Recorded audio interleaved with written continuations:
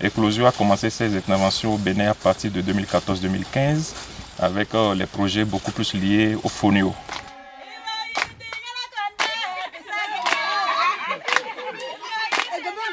Le fonio, il faut le dire, était en train de disparaître parce que à l'époque, tout ce qu'on faisait, c'était manuel et c'était très pénible. On ne savait pas que le fonio pouvait être transformé en d'autres produits tels que le pain. Le projet ne nous donne pas de charrue, mais c'est grâce au micro-projet que nous avons bénéficié des aides. Et les aides financières nous ont permis d'aller louer donc, les charrues pour le labo. Le fonio est devenu une céréale très commercialisée. On nous a déjà ouvert les voies et personne ne peut les fermer, même quand le programme prendra fin. Ensuite, à partir de 2016-2017, en abordant aussi les volets liés à l'énergie domestique, les volets liés à la conservation des ressources naturelles et aussi sur l'agroécologie. Et donc on a commencé avec le projet Femmes, Sol et Énergie.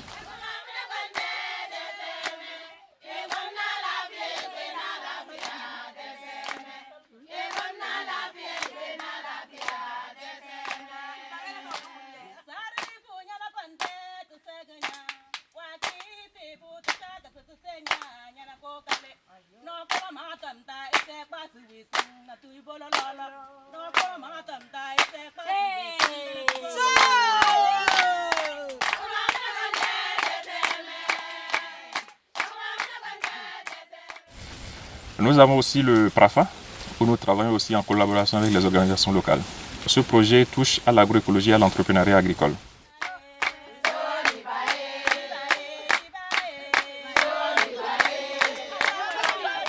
Le projet PRAFA a été mis en place pour corriger beaucoup de choses dans le domaine de l'agroécologie et de l'entrepreneuriat agricole.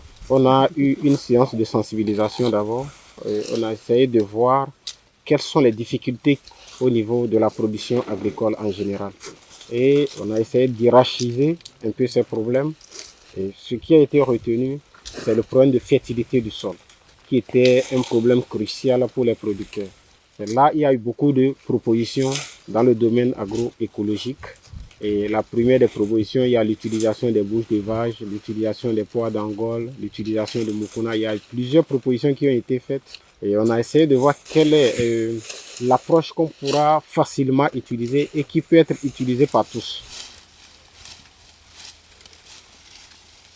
Alors, dans un projet de coopération, l'ascension des savoirs doit passer dans les deux sens. C'est-à-dire autant l'expertise du Sud est mobilisée, autant l'expertise du Nord est mobilisée pour le Sud, autant il y a aussi des connaissances du Sud qu'on peut valoriser au niveau du Nord. Et le fait de faciliter aussi ce brassage entre le Sud et le Nord permet vraiment au Nord de savoir quelles sont vraiment les réalités au niveau du Sud. Moi, par exemple, je suis au Bénin, je ne peux pas parler de la Belgique, par exemple, plus qu'un Belge. Mais c'est la même chose au niveau de... Un Béninois peut mieux parler du Bénin que d'une Belge. Et donc, c'est pour ça que c'est vraiment important qu'on valorise ces savoirs-là pour, je vais dire, donner des informations. Parce que parfois, quand tu écris un document de projet, quand celui qui lit le projet au Nord n'est pas vraiment habitué aux réalités du Sud, on pourrait penser que ce n'est pas un problème important. Alors que s'il y a ces genres de brassages qui se font régulièrement, ça permet vraiment de conscientiser un peu et de faire prendre conscience au niveau, que ce soit des étudiants, des décideurs du Nord, que voilà, il y a tel problème qu'il y a au Sud et des actions de financement dans ce sens seraient vraiment importantes et permettront de répondre à des besoins vraiment importants.